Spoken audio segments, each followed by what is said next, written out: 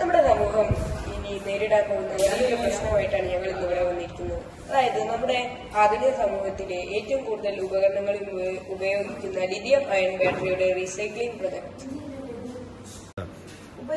ഉപയോഗശൂന്യമായ lithium ion ബാറ്ററികൾ കൂട്ടമായി കൊണ്ടുവന്ന് ഷ്രെഡർ ആൻഡ് ഹാമർ മില്ലിലേക്ക് തള്ളും.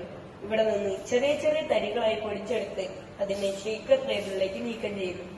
ഷേക്കർ ടേബിളിൽ വെച്ച് കൊബാൾട്ട്, കോപ്പർ, അലൂമിനിയം, പ്ലാസ്റ്റിക് എന്നിവ നീക്കം ചെയ്ത് ബാക്കിയുള്ള ലവണം സ്ലറി രൂപത്തിൽ ആദ്യ ടാങ്കിലേക്ക് എത്തുന്നു. ഇവിടെ നിന്ന് സ്ലറി ആദ്യ ഫിൽട്ടറായ ലിഥിയം ബ്രൈൻ ഫിൽട്ടറേറ്റിലേക്ക് നീക്കം ചെയ്യുന്നു.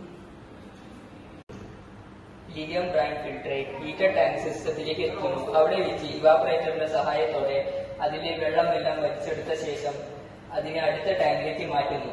അവിടെ വെച്ച് സോഡ ആസിഡിന്റെ സഹായത്തോടെ നമ്മൾ അതിനെ ലിഥിയം കാർബണേറ്റ് ആക്കി മാറ്റുന്നു. ഈ ലിഥിയം കാർബണേറ്റ് നമ്മൾ അവസാനത്തെ ഫിൽട്ടർ പ്രസ്സിലേക്ക് കൊണ്ടുപോകുന്നു. അവിടെ വെച്ച് അതിനെ നമുക്ക് ലിഥിയം കാർബണേറ്റ് വേർതിരിക്കലാണ് അതിന്റെ പ്രധാന ജോലി.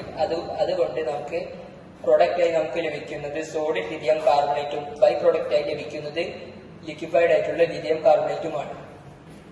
നമ്മുടെ പ്രധാന മെറിറ്റ്സ് എന്ന് പറഞ്ഞാൽ നമുക്ക് ഇതിൽ നിന്ന് വേസ്റ്റിന്റെ യൂസ് കുറവാണ്.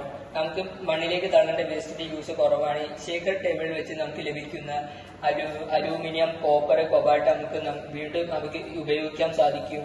പിന്നെ നമുക്ക് ലഭിക്കുന്ന ഡിസ്ചാർജ് നമുക്ക് വീണ്ടും ഉപയോഗിക്കാൻ സാധിക്കുന്നതാണ്.